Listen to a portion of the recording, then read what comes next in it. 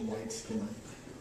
There were other cars parked in the drive-in movie theater that night with dark heads watching Saturday Night Fever on starring John Travolta. Mom kissed Dad as the drive-in speaker hung in the window and John Travolta danced in his white suit.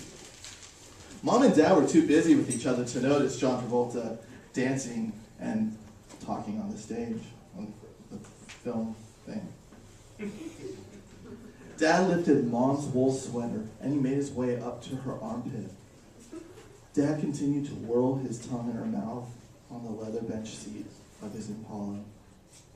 Mom's mother, my grandma, hadn't met Dad, but Mom was sure she wouldn't approve of him because Dad was 18 years old, 2 years older than she was. Mom and Dad continued kissing and dry humping on the leather bench seat of Dad's car. Dad's leg hit the steering wheel, so he adjusted his position. Then Dad felt Mom's breast over her bra. Mom undid the hooks. Dad's excitement escalated as he felt her white Norwegian breast, while John Travolta's Brooklyn accent came through the drive-in speaker hanging in the window. Dad ran his hand up Mom's thigh and under her skirt. Mom felt flush, and Dad tugged slightly on her blue cotton panties. Mom was ready to have sex. Dad was hot stuff, and she didn't care about the lectures that Grandma gave her about staying a virgin until she was married and making sure it was to a nice Norwegian boy from their Lutheran church. After prolonged dry humping, Dad got the courage, the animalistic desire to unzip his pants and pull them down. Then he hiked up Mom's skirt and took her panties off. Mom was so nervous she was going to finally lose her virginity, she forgot the lectures her grandmother gave her. I was apathetic in those days, swimming in Dad's left testicle.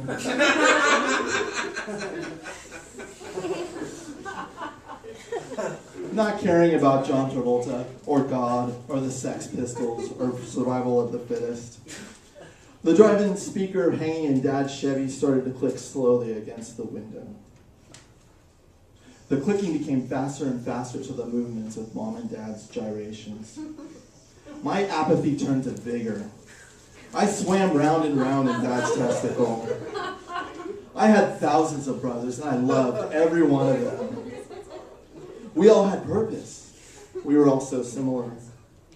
We swam round and round, and then we catapulted into space.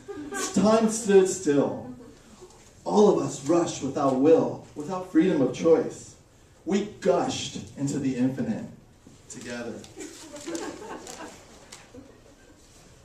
I saw a blinding white light for a second, while dark, prickly hairs smashed up against each other.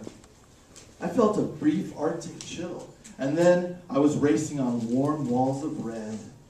I curled my tail and felt the comforting, meaty tunnel of flesh. It was my first time for international travel. I left Italy for Norway. My Italian sperm brethren and I continued traveling north on a collision course into the vast nothingness. We slowed down. The intense connection I felt from my brothers turned into riotous fighting. It was like we were at a slam pit at a punk concert, jockeying for the stage, elbowing each other. Some of my brothers fell and died. I started to have a panic attack, but Mother Nature launched me forward. I was hit from the right. I was sucker punched from the left. My sperm brother in front of me whacked his tail on my head, and I blacked out for a second. When I regained consciousness, I was being trampled and it pissed me off. Brothers or no brothers, I was out for blood. I pushed and I slaughtered. We were a crowd of sweaty, naked men crushed in a gladiator pit, fighting for our lives. I fought and I killed. We were hundreds of nude prisoners trying to escape through the narrow door into the darkness of night. It was then that I saw her in all her glory. My ovum, round, inviting. She was ready to open herself up to me. I was obsessed with that perfect egg. I rubbed my head against her soft body. One of my brothers, jealous of my ovum love connection, tail whipped me. I bit him in the ass. He looked at me confused. "She's mine," I yelled. I figured he didn't speak English because he didn't move. "Yo huevos, hermano."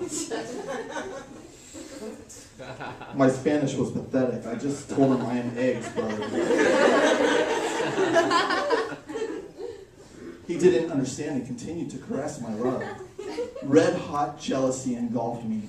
I swam back a bit, and I charged forward at my sperm brother with brute force. He ducked out of the way, and my head felt a rush as the egg took her hold on me.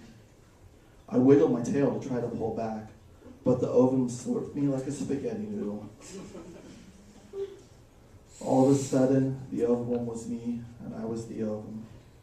She held me tight, completely wrapping herself around me. She entered me as I entered her. We both felt a little drunk and hungry. I figured all my sperm brothers found their true loves and other ova in that womb.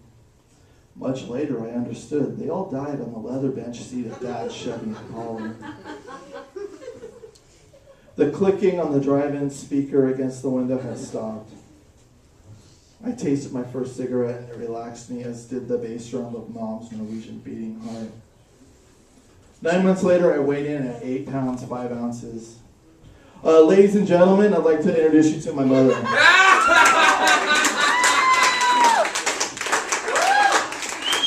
Thank you all.